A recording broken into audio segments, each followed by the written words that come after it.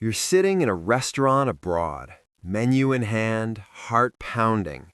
You've studied for years, but now the waiter asks a simple question you don't quite catch. Panic sets in. You mumble a response, unsure if you even ordered food. This moment of anxiety can ruin an entire experience. But what if you could walk into any restaurant and speak with the calm, natural confidence of a local? Not with textbook perfection, but with the exact phrases that make servers nod with understanding and treat you like a regular. This series is your blueprint to transform from a hesitant visitor to a confident communicator, one essential phrase at a time. The core problem. The classroom and the restaurant are two different worlds. In class, you learn "I would like," but in reality, natives often say, "Can I get?" or "I'll have." You learn formal vocabulary for food, but miss the casual words used daily. This gap creates a wall of uncertainty. You second-guess every word, leading to robotic speech or worse, silence. The goal is not to know every culinary term, it's to master the interaction framework, the natural flow of ordering, asking, and responding that happens between a person and the staff. This method, natural chunks, not single words. We won't be memorizing lists of food items. Instead, we'll learn language chunks, complete, ready-to-use phrases that natives employ without thinking. These chunks handle the structure of the conversation, allowing you to slot in any dish or drink you need.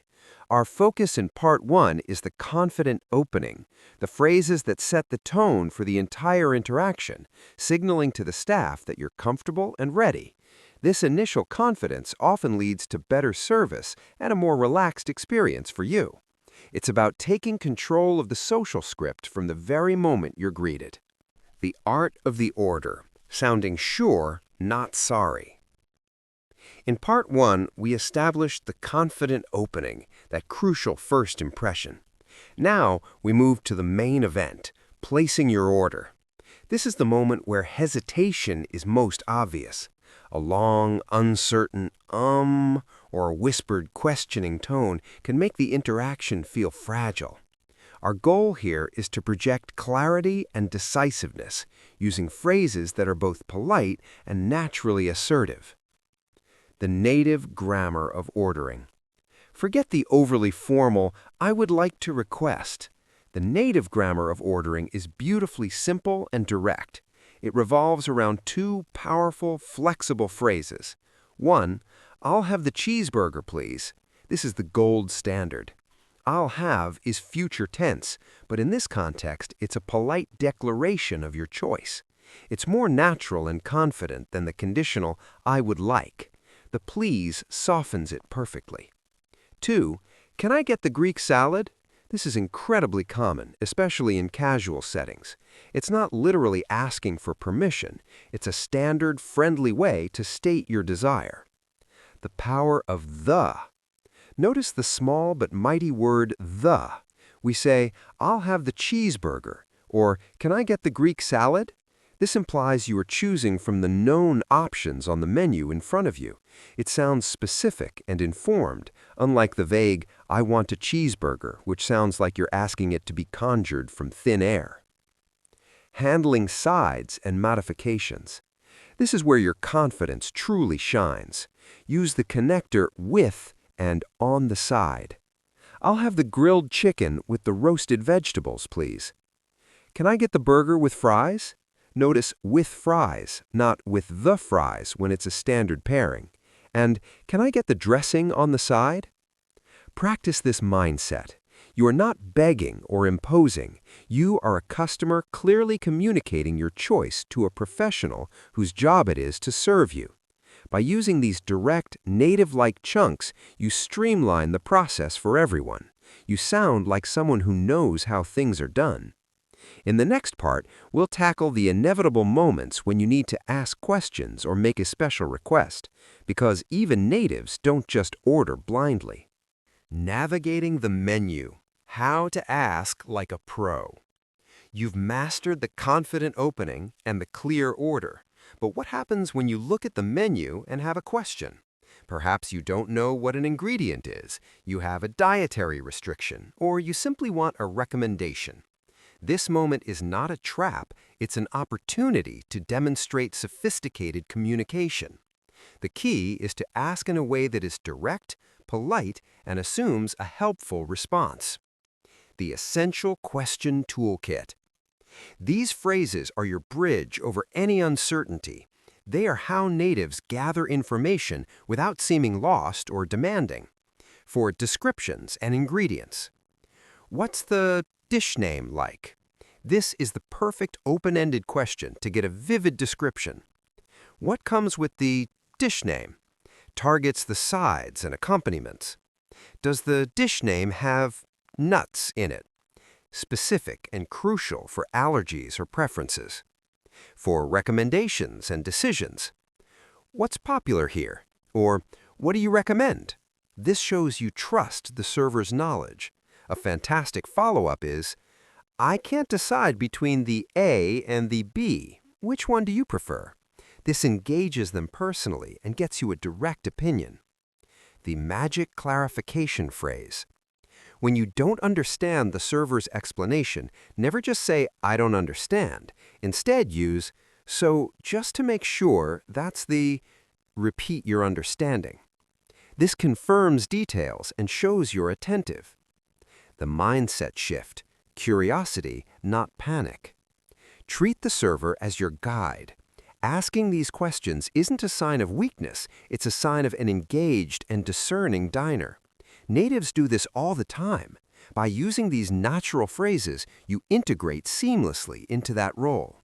You move from being a passive reader of a menu to an active participant in crafting your meal. Notice the grammar. These are simple, direct questions. No need for complex preambles like, excuse me, sorry to bother you, but I was wondering if perhaps you could tell me. That creates noise. Cut to the clear, courteous core of the question. In the next part, we'll handle the delicate but vital art of making special requests and dealing with problems, because even the best restaurants don't always get it perfect on the first try. Part 4/5, the graceful request, special orders, and solving problems. So far, you've opened confidently, ordered clearly, and asked questions like a regular. Now we address a reality of dining. Things aren't always perfect. You might need a substitution, the food may arrive not as you expected, or you require something extra. This is the true test of conversational fluency, handling these situations with grace, where politeness and clarity must work together seamlessly. The wrong tone can sound demanding. Too much hesitation can mean your needs aren't met. The golden rule: assume goodwill, then ask. Frame every request as a collaborative solve, not a complaint. Your tone should be polite and expectant of a solution. Essential phrases for special requests. For substitutions, is it possible to get the fries instead of the salad? Could I swap out the mashed potatoes for extra vegetables, please? Using instead of and swap out for is precise and professional. For allergies and dietary needs, state it as a fact, not an apology. I have a dairy allergy. Could you let me know which dishes are safe? Just a heads up, I'm vegetarian. Is the soup made with chicken stock? Could you let me know and just a heads up are collaborative and proactive. Essential phrases for when something is wrong. The gentle alert. Catch the server's eye and say calmly, excuse me, when you have a moment. This is polite and acknowledges they are busy. Stating the issue clearly. I'm sorry, but this steak is well done. I ordered it medium rare. It looks like my soup is missing the bread that comes with it. I'm sorry, but, for correctness, and it looks like, for missing items, are standard, non-accusatory openings. The key is the follow-up. Always end your request with the solution you seek. Could I please have a new one? Or would you mind bringing some out? By using these structured phrases, you navigate problems not as a frustrated customer, but as a clear communicator seeking a resolution. You maintain respect and dignity, ensuring you are heard and helped efficiently. In our final part, we will master the art of the smooth finish, handling the bill, expressing gratitude, and leaving an impression that will make them welcome you back. The perfect finish. The bill, the thanks, the return. You've navigated the entire meal with confidence, from greeting to ordering, asking questions, and making requests. Now it's time for the final, crucial act, the graceful exit. How you handle the bill, express thanks, and say goodbye solidifies the entire experience for you and the staff. This isn't just about leaving, it's about completing the interaction on a high note, ensuring you're remembered as a gracious guest, not just another customer. Mastering the bill transaction. This moment can be awkward if you're unsure of the script. Here are the clear, native phrases. To request the bill. Could we get the check, please? American English. May we have the bill, please? British English. A simple, direct question. No need for, excuse me, sorry, we want to pay now. To inquire about payment method. Do you take card? Or can I pay by card? This is standard and expected. To handle splitting. Could we pay separately, please? Or I'll get this one if you're treating someone. The art of thanking. A genuine thank you goes beyond a mumbled thanks. It acknowledges the service. When receiving your food or a refill, a simple but warm, thank you so much.